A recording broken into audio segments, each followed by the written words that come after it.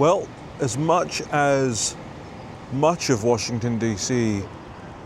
is vastly improved, there are still elements that remain in the doldrums. Welcome to Chinatown, abandoned for the most part today on Labor Day, but usually relatively busy around here, but not always particularly in a good way. What got me filming here today was seeing some of these abandoned buildings and also seeing some of the graffiti and artwork that's up here. You know, it's funny, it was just a couple of years ago, wasn't it, that it was actually the political left screaming about putting masks on, and now there are signs saying take your masks off. Of course, that's in reference to ICE, immigration, customs enforcement officers, who have to remain masked a lot of the time for fear of reprisals simply for doing their jobs. What's their jobs? Well, removing people who are in the country illegally. And it's a particularly interesting subject as far as I'm concerned, because I am in the country legally and I have gone through all of the hoops, jumped through all of them, paid, tens of thousands of dollars over the years, filing fees, legal fees, you name it. And the fact that these people, some people think that that sort of system doesn't apply to them, that they are above the law, below the law, whatever, well, it grinds my gears for sure. But welcome to Chinatown. Probably thinking not much of a Chinatown. It isn't actually much of a Chinatown at all in comparison with some other places around the country, and indeed many other places around the world.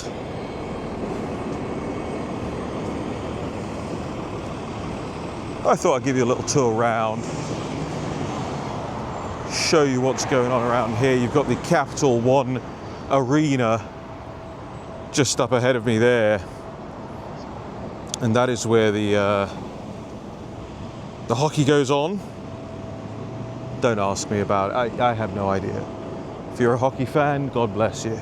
It's quite fun to go and watch, but I have no idea whether what are they called? I even forget what the DC team is called right now.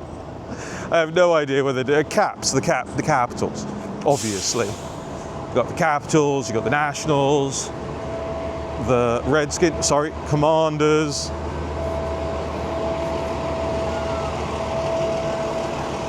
And you've got the soccer team now as well, DC United. How very genius, how very novel, how very intelligent, DC United. I thought they'd do something very American with it, you know? The DC, well, you've had all sorts of teams in the past in DC.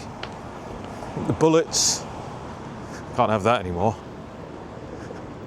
The Senators, I think at one point.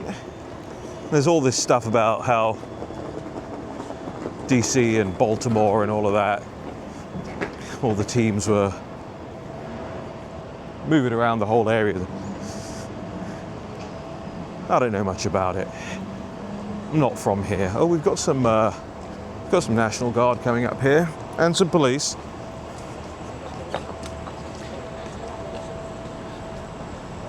And some kind of artwork here. I don't know really what that is. We'll find out.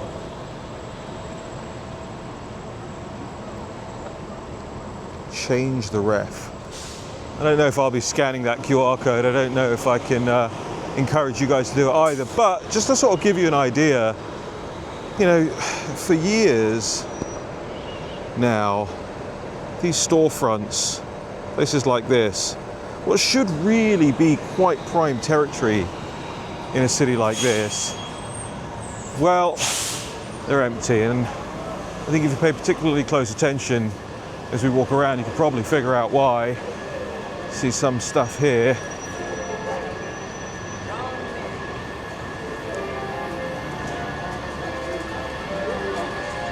They're selling loosies, selling loose cigarettes at the side of the station there, the metro station. But yeah, you can see and hear a lot of homeless people down here. It's not a particularly good part of town. I would not recommend coming down here if I were you. If you're visiting, just a whole lot of nothing at the moment. There used to be a very good pub just straight ahead of us there on the left. Sorry.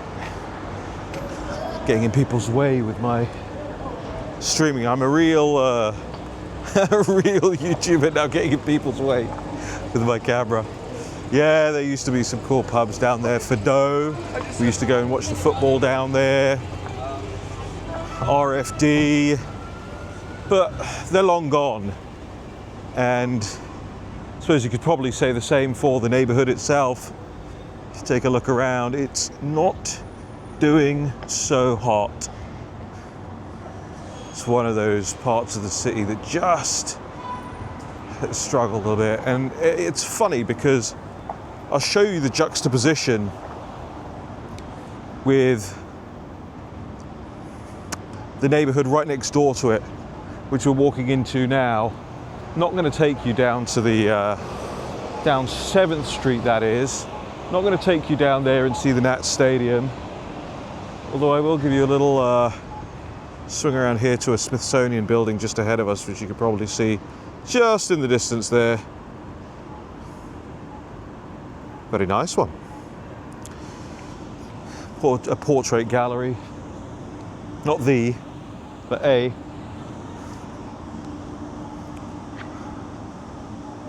Look at this up here. In fact, I will take you down this way first before I take you into one of the newly built, I don't even know if you can call it a neighborhood. It's about as Chinatown-y as it gets down here.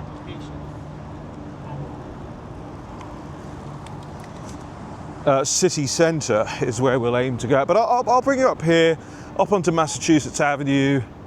Do you know, now that I'm doing these, I've started to realise that actually do know my way around pretty well, which is especially good for somebody who doesn't drive. He doesn't drive. How does he get anywhere? Like this, on my feet, working off all the food and beer rather than storing it up. It's the only way to do it. It's the reason I'll only really live in walkable places. Helps with the health. But yeah, don't drive. Always get somebody to drive me around. I had a friend yesterday to drive me all the way out to Berryville in Virginia. I say all the way out, it's about an hour and a half, but it's a long way when you don't drive. That is how life goes for me. I never fancied it. Whenever anybody asks me, why don't you drive? I say, look at me, I don't do manual labor. Everybody has a chuckle. Here's a Department of Veterans Affairs here, one of the many buildings they have in town. I shouldn't say many, one of the several they have in town. But look at this, I mean, this is pretty new, pretty crazy. I've never actually walked under here. I don't know what this is. I suppose somebody will tell me it's art. I suppose, in a way, that is art. Art. As Carl Pilkington would say, what's art about that? No, what's art about that? If I was in a car, we'd be getting there faster. Although I wouldn't be allowed on this street. But this, believe it or not, an old public library here is now an Apple store. Gorgeous as it is. And what I will say is that Apple have done just an amazing job of preserving it. The storage downstairs, there's a sort of a museum, a little museum and gallery upstairs that they've preserved. And when I was first told, when I first learned that Apple was taking this over, I thought, oh goodness me, you know, what an awful thing, corporate America taking over the historic public buildings, what's going to happen to them? And I was happily, my skepticism was happily proved incorrect. They've done an amazing job, quite frankly, at preserving all of this. You know what's so funny as well, I find when I walk around with a camera like this, we're not going to go inside today, it'll take you another day. I'm not sure they'd want me filming in the Apple store anyway. It's not much to see, it's an Apple store. Upstairs is pretty cool, got some historic stuff. But you know, what's funny is I notice when I walk around with this camera, a lot of you have asked me what the camera is. It's a DJI Osmo Pocket 3. Not happy about the DJI part, Chinese. But for what this is, it's about the best on the market, I think. And when you walk around with this, draw attention to yourself. But if I was just walking around with my phone in my hand, people don't pay that much attention. It's an interesting juxtaposition. Twice I've used that word now, no more. I don't know why that is. I don't know why this is more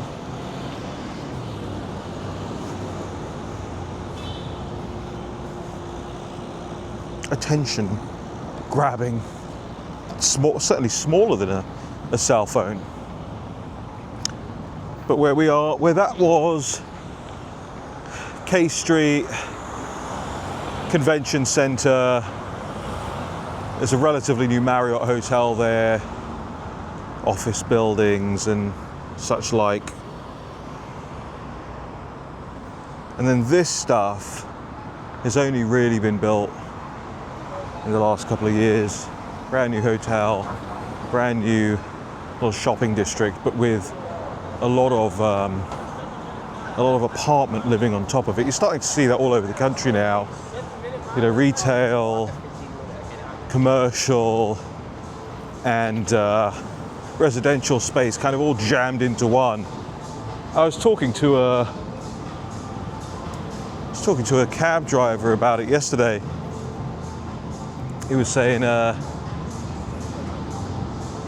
he wanted to move into DC. I said, what on earth would you want to do that for? Not only are the prices going up of these places, you know, luxury apartment living, ugh, frankly, but the spaces are getting smaller. For some of you out there, and I'll say, you know, I live in a 1,300 square foot apartment on Capitol Hill, which when you tell other people who live in DC, they go, oh, that's massive. Living in 500, 600 square foot apartments in DC, I mean, the New Yorkers in the audience will be like, oh, that's massive. We live in a closet, we live in a cupboard. Well, it's probably true at this point. But here we are, we're going into city centre. So that away was Chinatown, where we were, and we're going into city centre. Let's take you over there and show you what the billions have bought, what the billions have built. I have to say, when I first started coming to DC, most of this was a parking lot. Some of it still is. This little Greta Thunberg lookalike keeps following me. How dare you! I don't know what that says about me.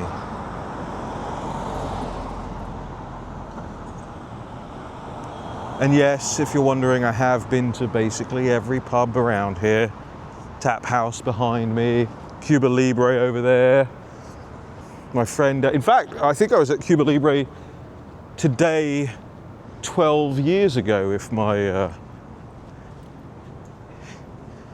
Facebook memories serve me correctly. And you know, just think about what we saw 10 minutes ago in Chinatown versus here. Now, again, you'll all be thinking, why is it so empty? Why is it so quiet? Hello, Mr. Pigeon. It's Labor Day. There's nobody here. So this is not abnormal. This is exactly what you'd expect to see on Labor Day on a Monday in the middle of the afternoon, no less. But it's sort of a perfect time to come out and film because I'm not going to be getting in so many people's ways. And I get to show you lots of things without interruption. Watch me get interrupted now. So, some restaurants, some shops, Dior, Fig and Olive, Hermes, Louis Vuitton. You know, a short walk from travesty. Should be the name of my debut album.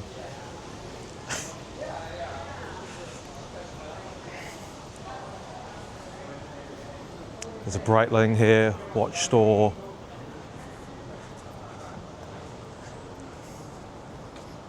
I love seeing these dogs when we're out. It's not behaving.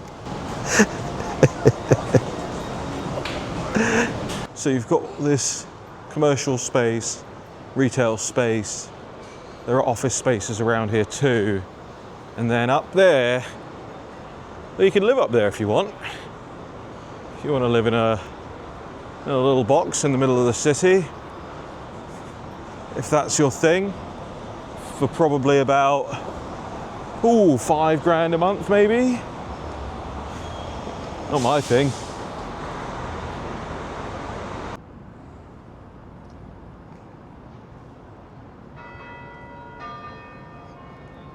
Mackie D's, America's golden arches. We say Mackie D's.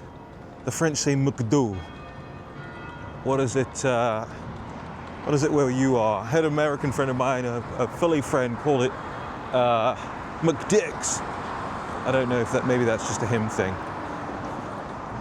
But you know, I think so far on this walk, I walked past Union Station, along Massachusetts Ave, through Chinatown, through City Center. Now we're coming into downtown. It's not that long a walk, it's been about 30 minutes. But I think I've seen about 40 homeless people, 40, which is not good. I started to do the maths on it, or the math, as you say. There's 5,000 homeless in DC.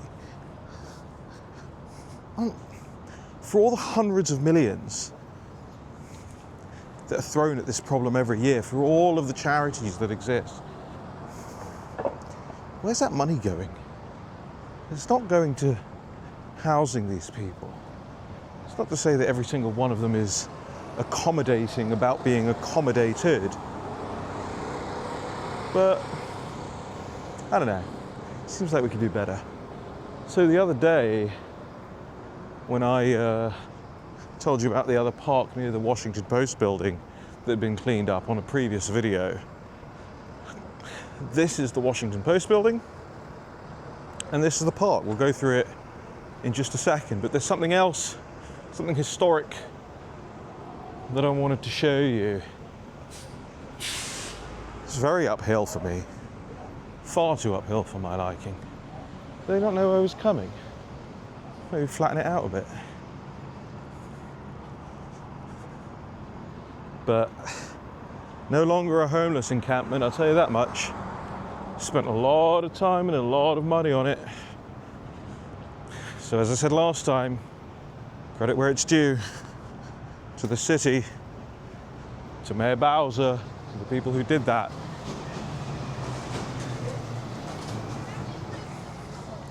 This is one of the things, however, that I wanted to show you before we go through that park. There should be a plaque up here somewhere. Aha, yes, there it is. So, this plaque on this building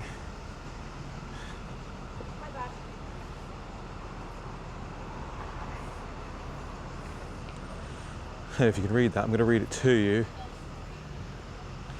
It says, from the top floor of this building was sent on June 3rd, 1880, over a beam of light to 1325 L Street, the first wireless telephone message in the history of the world. The apparatus used in sending the message was the photophone, invented by Alexander Graham Bell, inventor of the telephone. How about that? How about that? Well, you don't want to be that close up to me.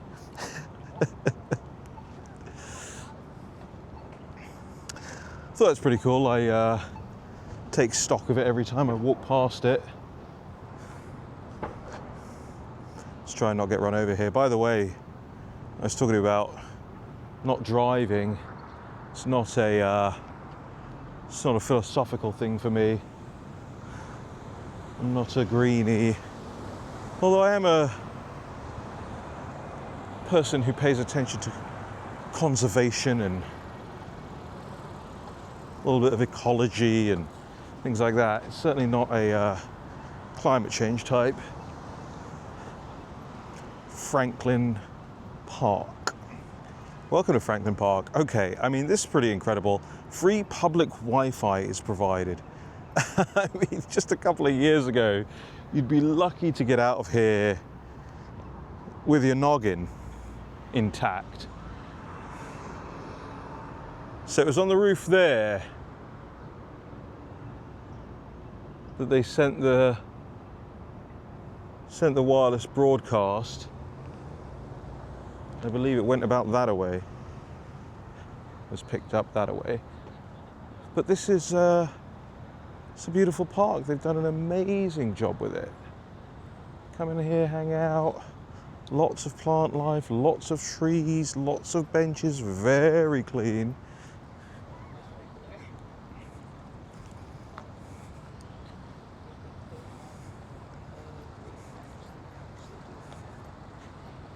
You could not even have imagined what this looked like before. Hello, Mr. Pigeon.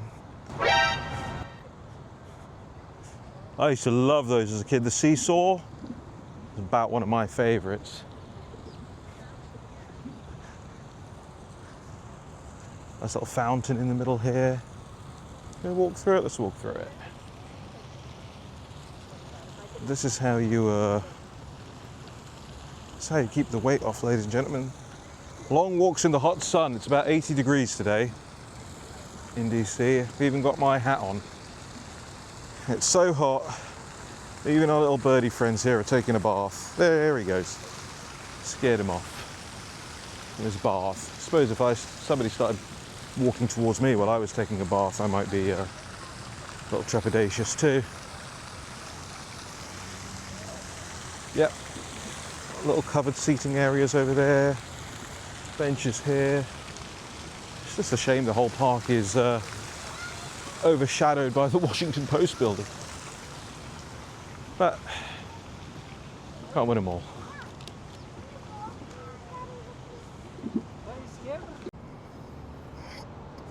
No one's going to believe me when I say this, but I'll say it anyway. You're not going to believe it, and that club back there, Sound Check it's called. Well, that was the site of one night out clubbing with me and Mr. Wayne Rooney.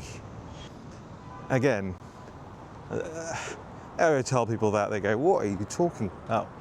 You must have hallucinated it. No, the England footballer, possibly the best striker Manchester United, my team, has ever had, wanted to go clubbing out there one night. So we did. And never again. So you still get, you get a lot of graffiti in this city, political graffiti. I wonder if you have the same thing.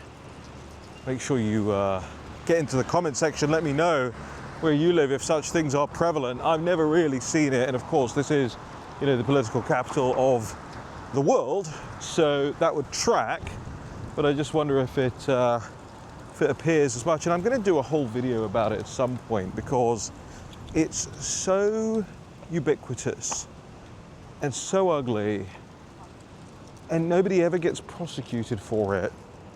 They put these massive bill posters up on basically anything they can. They do it overnight. I don't know what the police are doing. They just, you know, they don't know where, of course they know where they put them, when they do it, and nobody ever seems to suffer any consequences. But I'll do a whole video, take you around town and show you all the hot spots for things like that, especially on Capitol Hill. Just another one of those perhaps very DC things. Make sure, by the way, you're subscribed to the channel, liking the videos, leaving comments, juice the algorithm, and start picking some people out in the comments and sending them some swag. Perhaps some of my books. We've got some National Pulse branded hats in the office. I've just got some new Butterworth's hats. Well, they're not even revealed. They're not even, I suppose this is the revealing. They're not even out for purchase yet.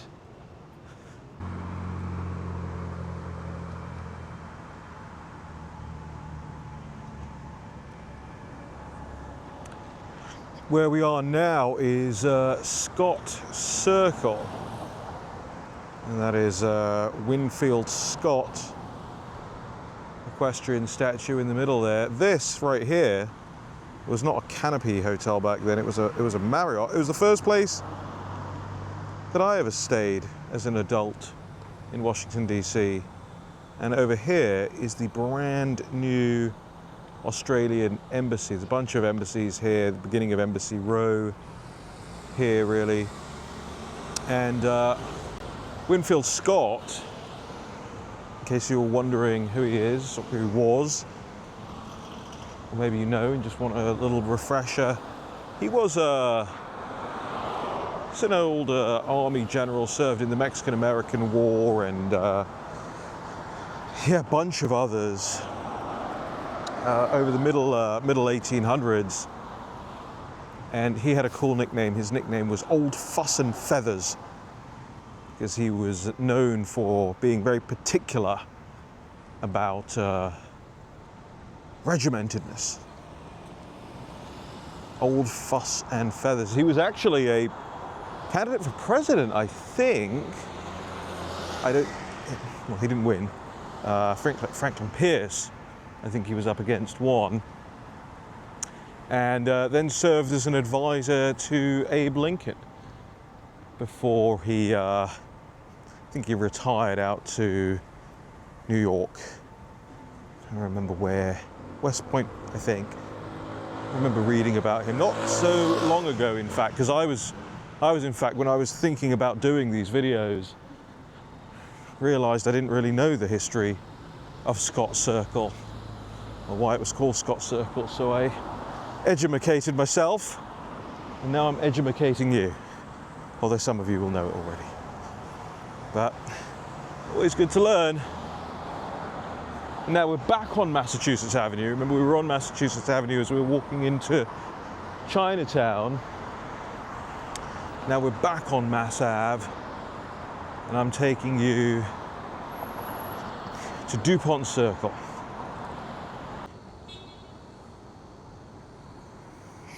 As we get towards Dupont Circle, you'll see the names of a lot of organizations and think tanks you might recognize.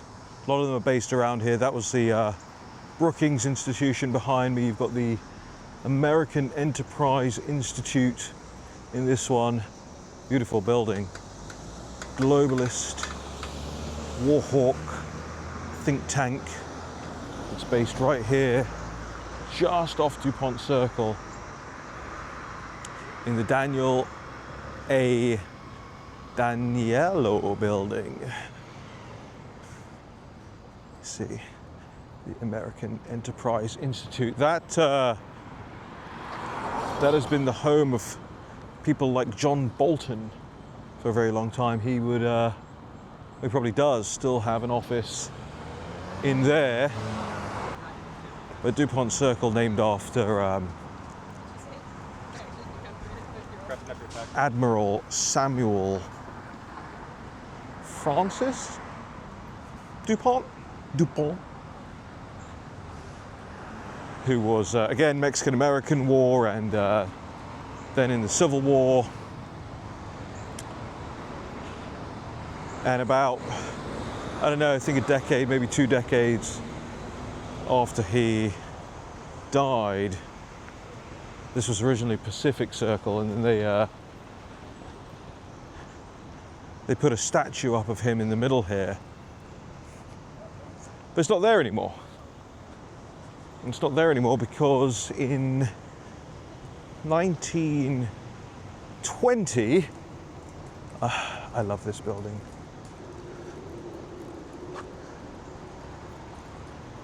I think it's just a fancy pants office or apartment building now, but that would have all been one person's house at one point, I'm sure. In 1920, the Dupont family, they moved the statue, I think, to his family home in Wilmington, Delaware. So instead, in the middle of Dupont Circle now sits a fountain, a memorial fountain that describes who Dupont was, what he did. And inscribed on the side there, in fact, is this memorial fountain replaces a statue erected by the Congress of the United States in recognition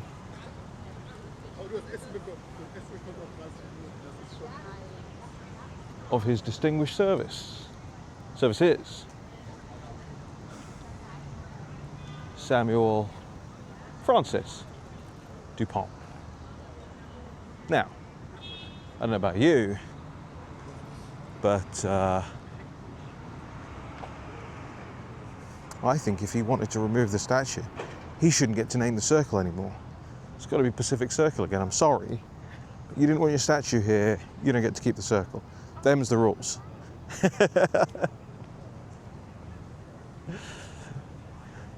Says somebody awfully envious of a statue. I want a statue, and I won't move mine to Wilmington either. So this is Dupont Circle, and funny story, when I used to co-host the Breitbart evening radio show on a Sunday night with Stephen K. Bannon, we would often end up here afterwards because he loved going to a little bookstore that I'm going to show you in just a second. Well, it used to be called Kramer Books. Some of you will know it. Many of you, I think, will probably know it. It's that well known. But back then, when it was Kramer Books, I mean, I used to come all the time. Now it's just called Kramer's. They still have the old Kramer Books and Afterwards cafe sign up in the window. But yeah, I mean, I don't know what that has to do with books, but this still is, Kramer's. Expanded quite a lot, lots of political books. And in the back, well, look at what we're walking into here, but in the back was a fantastic cafe. And Steve especially liked the chicken pot pie there. Sometimes I'll sort of still remind him of that. chicken pot pie from Kramer Books.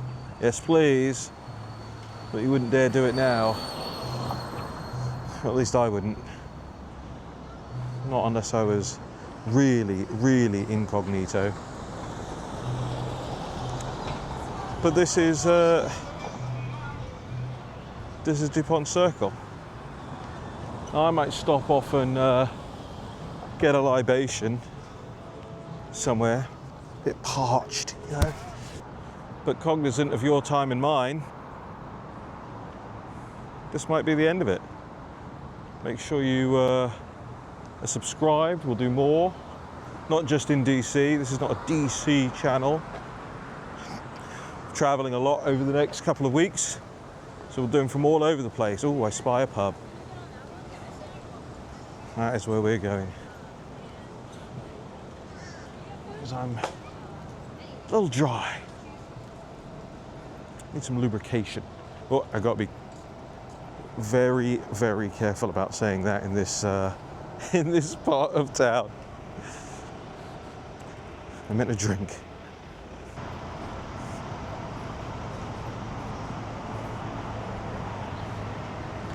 Sign like the London Underground, Childe Harold from Lord Byron, but not open today. Yes, we'll go to Mission. A few moments later. Oh then, is it recording? Yes. Hi, I'm Raheem Kassam. I'm a vlogger now. I'm here to review the fried tomatoes at Martin's. You're not going to put this on the YouTube channel because that would be really